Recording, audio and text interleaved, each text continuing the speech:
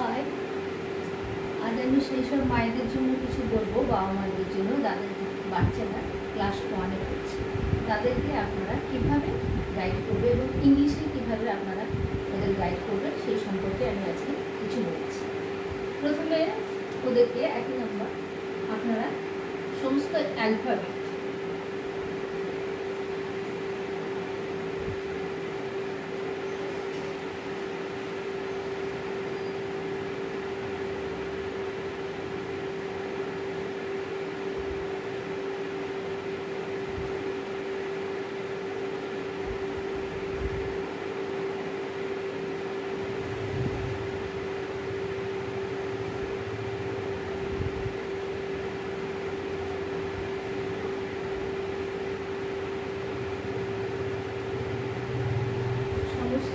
Alphabet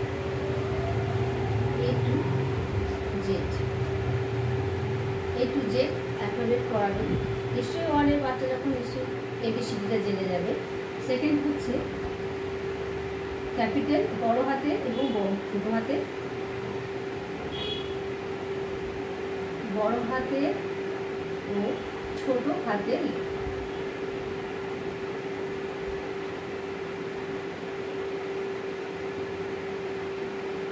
A to Z alphabet থাকবে,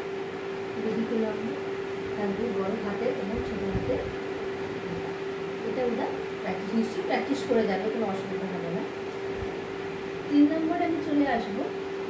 এরপর ওদের শেখাবে 1 সিলেবল যুক্ত শব্দ, 1 সিলেবল যুক্ত শব্দ।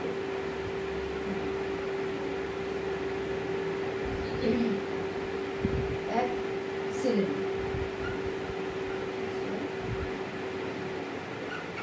1 সিলেবল যুক্ত শব্দ, যেমন ক্যাট, ব্যাট, দ্যাট, হ্যাট, এগুলো শেখাবে।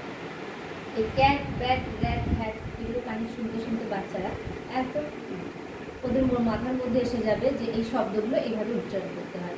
ক্যাট, ব্যাট, দ্যাট, হ্যাট এইভাবে করলে ওরা জানতে পারবে যে এটা এভাবে তাদের মাথার মধ্যে চলে যাবে। এবার আসবো 2 সিলেবল, 2 সিলেবল যুক্ত।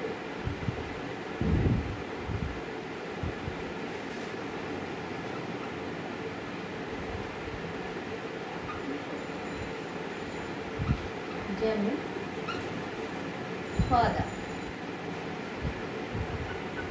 father, mother, sister,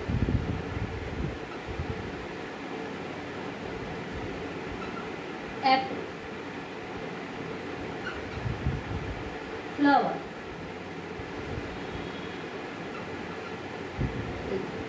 এই 2 সিলেবল যুক্ত শব্দগুলো যখন কানের মধ্যে হতে যাবে, father, brother, sister, apple, apple, apple, apple, flower, flower, flower,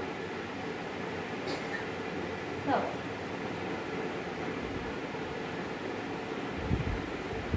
এরকমভাবে যখন কানে যাবে ওদের, তখন আস্তে আস্তে করে ওরা বুঝে যাবে যে দুটো শব্দ একবারে উচ্চারণ হচ্ছে। সিস্টার, ব্রাদার, ফাদার, এই যে দুভাবে যে উচ্চারণ হচ্ছে কানের মধ্যে যাবে। তাহলে 2 সিলেবল যুক্ত ওদের বলতে হবে না কোন সিলেবল, কিন্তু আপনারা বুঝিয়ে দেবেন যেটা এইভাবে উচ্চারণ করতে হয়। আপনারা তো জানেন যে 2 সিলেবল যুক্ত শব্দটা আমরা কীভাবে উচ্চারণ করি। তাহলে কী হবে, এরা সেটা বুঝে যাবে। আস্তে আস্তে করে ওরা উচ্চারণটাও বুঝবে, কোন শব্দটাকে একবার উচ্চারণ করতে হবে, কোন শব্দটাকে 2বার উচ্চারণ করতে হবে। এইভাবে আস্তে আস্তে করে পড়ালে ওরা বুঝে যাবে। 4 নম্বর পয়েন্ট দেখুন,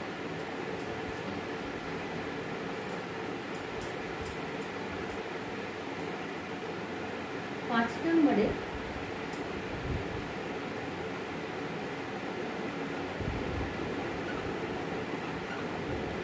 নাম্বার 5-এ দুটো জিনিস পাশাপাশি থাকবে। 7 days, 7 days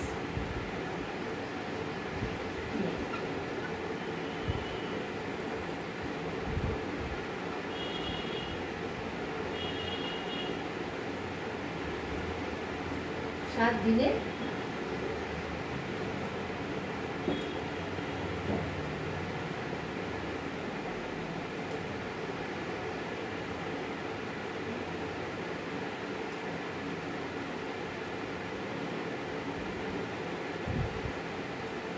একদিকে থাকবে ইংলিশ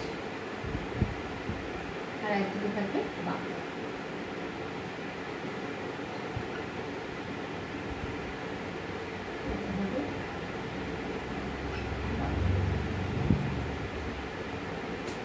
এটা হবে বাংলা। 1 নম্বরে আমি লিখব সানডে, বাংলায় একই হবে রবিবার। রবিবার। 2 মানডে,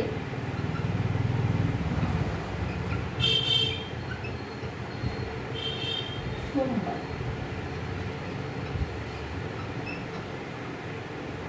3 টুইসডে,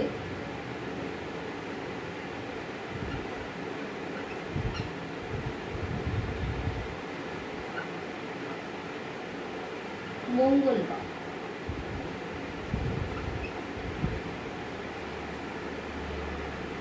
4 ওয়েডনেসডে, 5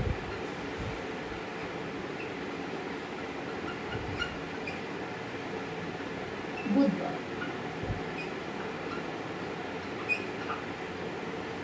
5 থার্সডে, 6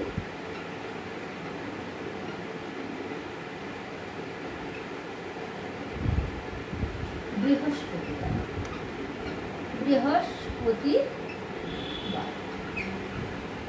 আস্তে আস্তে করে আপনাকে বানানটা ধরাতে হবে। এখন থেকে যদি ধরাতে একটু একটু করে শেখা ঠিক শিখে যাবে।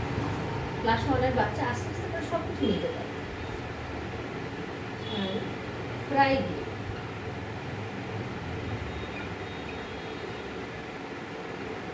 শুক্রবার।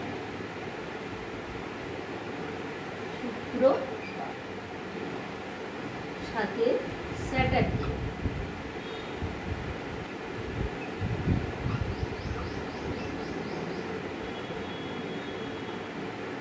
লিখব শনিবার। শনিবার।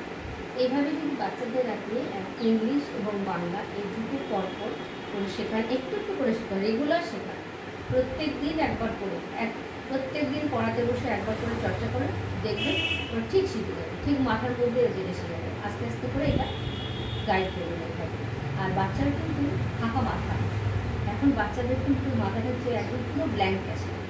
এই ক্যাসেটটাকে আপনি কীভাবে কভার করবেন, কীভাবে তৈরি করবেন, এটা কিন্তু মা বাবার উপর নির্ভর করছে। আপনারা ঠিক সেট করে দেবেন ও কীভাবে চলবে, কোন রুটিনে চলবে, ওকে কীভাবে নিয়ে যাবেন, এটা সম্পূর্ণ কিন্তু আপনাদের উপরে নির্ভর করছে।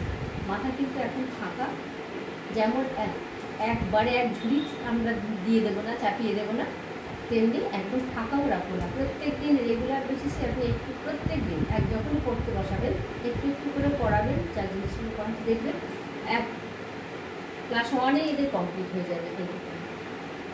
আজকে ইংলিশ বললাম, আগামীকাল বাংলা বলবো, এরপরে আপনাদের অঙ্কটাও আস্তে আস্তে করে গাইড দিয়ে দেবো কী করে বাচ্চাদের আপনি আস্তে আস্তে করে এটার সাথে আপনি একটু করে পড়াবেন, যেটা ছড়া আছে অল্প অল্প, বাচ্চারা খুব ভালোভাবে নিতে পারে। ক্লাস 1-এর বাচ্চাকে আমিও পড়াচ্ছি, আমি জানি ওদের খুব আস্তে আস্তে করে ধরে ধরে কিন্তু রেগুলার বেসিসে পড়ালে প্রত্যেকটা জিনিস অঙ্ক, ইংরেজি, বাংলা অল্প করে রেগুলার বেসিসে পড়ালে ওদের কিন্তু মাথায় এসে যাবে।